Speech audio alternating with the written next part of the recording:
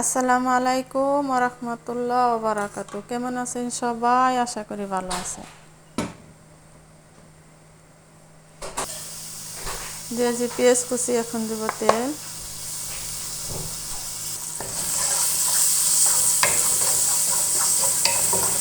পেঁয়াজটা একটু হালকা ভেজে নিলাম, এখন দিব চিংড়ি মাছ।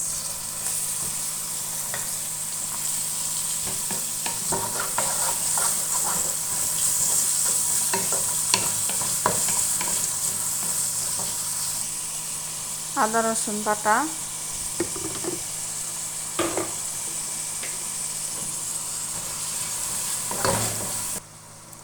ফাঁকি মশলা, ধনিয়ার ফাঁকি, জিরার ফাঁকি, হলুদ, লাল মরিচের ফাঁকি ও ম্যাগি পাউডার ও মেল।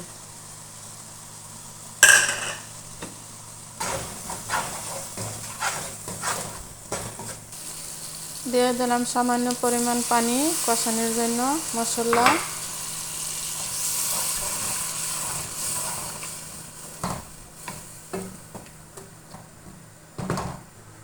এখানে সিম, আলু ও মূলা, নতুন সিম, নতুন মূলা, নতুন আলু।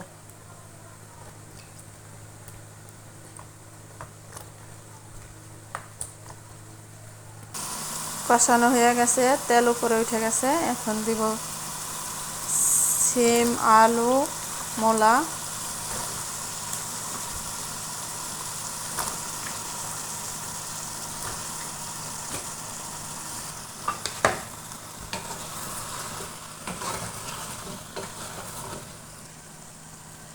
দিয়ে দিলাম পানি সেদ্ধ হওয়ার জন্য।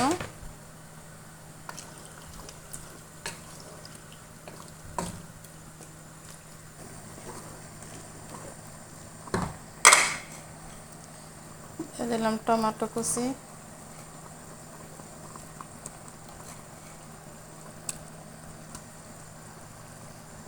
কয়েকটা কাঁচামরিচ।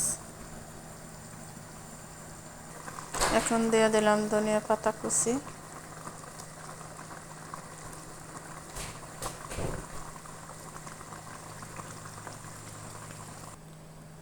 রেডি হয়ে গেল আমার সিম, আলু, মূলা, চিংড়ি মাছের ঝোল।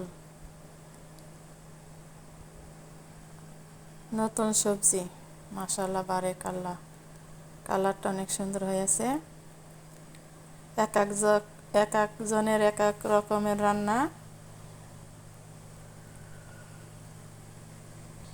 আমার কাছে এভাবে রান্না করলে খুবই মজা লাগে, খুবই সুস্বাদু খাইতে, গরম গরম ভাতের সাথে খুবই মজা।